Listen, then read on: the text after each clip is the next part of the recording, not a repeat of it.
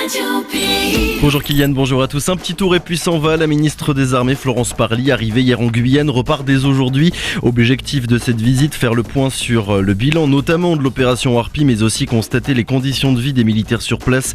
Interview de la ministre à suivre en début de journal. Visite éclair donc, mais visite accompagnée. Une dizaine de parlementaires du Sénat et de l'Assemblée nationale sont également arrivés en Guyane. Était au programme là encore des questions de défense. Nous entendrons la présidente de la commission de la défense nationale à l'Assemblée.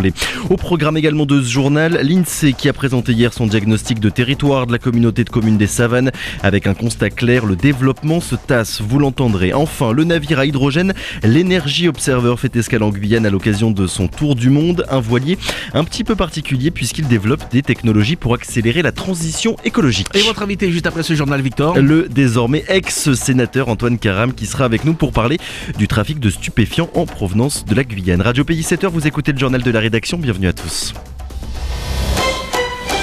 Nous sommes ensemble jusqu'à 9h, vendredi 11 décembre. Prudence à vous qui êtes déjà dans les embouteillages, ça bouchonne de partout. Il vous en faudra de la patience et du temps ce matin pour pouvoir garder votre calme et arriver à l'heure au travail, ce qui semble très compliqué pour beaucoup d'entre vous. D'ailleurs, nous ferons le point avec Pedro d'ici quelques minutes. Mais pour l'instant, nous revenons sur la visite de la ministre des Armées à Cayenne. Oui, après une visite sur la base aérienne 367 près de l'aéroport Félix Éboué, Florence Parly s'est rendue au quartier militaire de la Madeleine à Cayenne. Pendant sa visite éclair, la ministre a mis en avant les bons résultats selon elle des opérations, notamment des opérations Harpie. Une visite pour le moins rapide qui aura duré moins de 24 heures et qu'a suivi Clément Buzalka. Après la revue des troupes sur la place d'armes de la Madeleine, le cortège de la ministre repart en trombe pour à peine 200 mètres. Dans le quartier d'habitation des forces armées, Florence Parly a posé la première pierre d'une future crèche à destination de 30 enfants de militaires. Vite fait, bien fait, la ministre repart au pas de course vers un pupitre. Elle est venue ici parler mission Harpie et de ses objectifs sans cesse repensés. C'est une opération qui s'adapte sans cesse à l'adversaire, si je puis dire. Et l'adversaire lui-même est très mobile. Donc oui, l'adversaire change ses modes opératoires et c'est la raison pour laquelle la mission Harpie change aussi son mode opératoire. Cet après-midi, sans rentrer dans les détails, on nous a exposé ce qui est fait de façon différente par rapport à ce qui était fait l'année dernière pour couvrir un territoire plus vaste, de façon beaucoup plus organisée, beaucoup plus coordonnée. Devant elle, officiers, sous-officiers, des soldats et certains élus, seulement quelques-uns car on note l'absence de la plupart des parlementaires, y compris ceux de la majorité, des élus qui regrettent le passage éclair de la ministre sur le sol guyanais pour son premier déplacement outre-mer. Mais Florence Parly plaide des dossiers encombrants sur son bureau, menaces terroristes et conseils de défense à répétition en tête. Je suis la première à regretter que ce séjour ne puisse pas être plus long. Et bien sûr, je n'aspire qu'à une chose, c'est à revenir. En attendant, cet aperçu des grandes lignes des dossiers a de quoi laisser les forces armées en Guyane sur leur faim, d'autant plus qu'aucune annonce n'a été faite par la ministre. Et le déplacement de la ministre sera aussi rapide en Martinique où elle est attendue aujourd'hui après une rencontre des jeunes du RSMA de Cayenne. Florence Parly restera en Martinique là encore seulement quelques heures. 7h07 et nous le savions, vous l'aviez annoncé, aux côtés de la ministre, une délégation parlementaire est venue en Guyane pour aborder des questions de défense. Oui, alors c'est un hasard de calendrier, mais une délégation parlementaire effectivement devait justement venir en Guyane se rendre compte des questions de défense. Finalement, cette visite s'est confondue avec celle de la ministre et les agendas ont été harmonisés. Il s'agit d'une délégation composée de sénateurs, mais avec à sa tête une députée du Gard, Françoise Dumas, également présidente de la commission de la défense nationale à l'Assemblée. La délégation souhaite, je cite, se rendre compte de la gestion militaire dans le département. Françoise Dumas. Nous allons, avec nos collègues sénateurs, nous sommes une petite délégation, mais nous allons, en fait, ce qui nous intéressait, c'était de voir sur un territoire qui a cette singularité de ne pas être insulaire, de voir quelles sont l'ensemble des problématiques et surtout comment l'ensemble des services travaillent entre eux et se coordonnent. Voilà, c'était cette approche-là que nous avions envie d'avoir avec chaque fois nos regards et nos spécificités en fonction de nos différentes pistes de travail, que ce soit en termes de gendarmerie, de sécurité civile, de protection de la nature et en même temps donc des actions des forces armées. La présidente de la commission de la défense nationale à l'Assemblée, Françoise Dumas, qui répondait aux questions de Florian Royer. Question importante, réponse tout aussi importante puisque le couvre-feu ne concernera pas les territoires ultramarins. Et oui, déclaration faite hier par le ministre de l'Intérieur Gérald Darmanin. Un seul territoire ultramarin, la Martinique, avait été placé en confinement au début du mois de novembre, on s'en souvient, mais est désormais sous couvre-feu depuis mardi et pour seulement une semaine.